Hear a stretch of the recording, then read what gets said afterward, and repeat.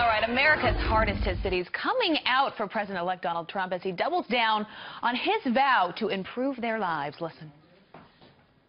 We are going to fix our inner cities. Every single American will have the opportunity to realize his or her fullest potential. The forgotten men and women of our country will be forgotten no longer.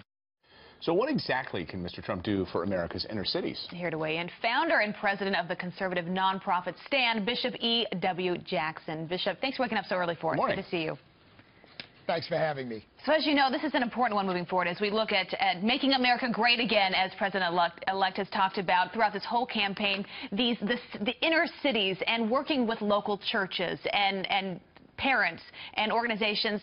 What can he do just in the early days of his presidency? Oh, a lot, Abby and Clayton. And who would have thought that a New York billionaire would be the person who would offer hope to the inner city? God works in mysterious ways.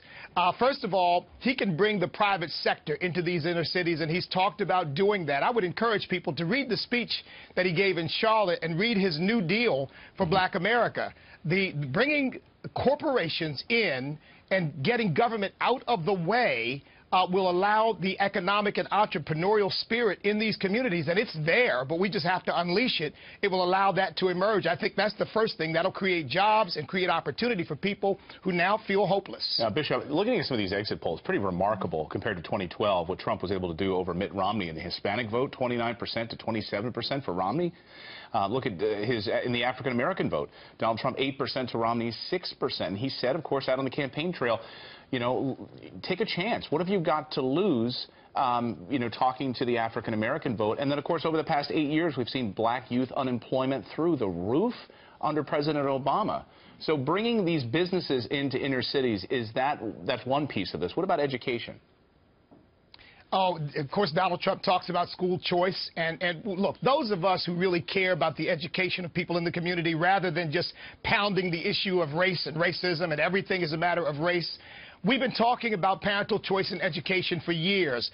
Republicans have talked about it a little bit. It looks like Donald Trump is very, very serious about it.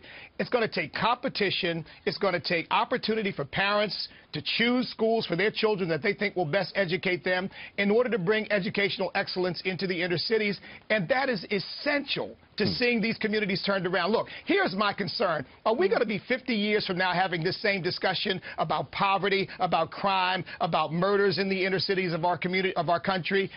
Donald Trump, I believe, offers some hope that, no, we won't be talking about that 50 years from now because he's a problem solver rather than a person who just wants to exploit people for his own political gain. Well, certainly. A time to give him a real opportunity here for some change. All right. Bishop Jackson, thanks for being here this morning. Good to see you, sir. Thanks for having me again. Thank you.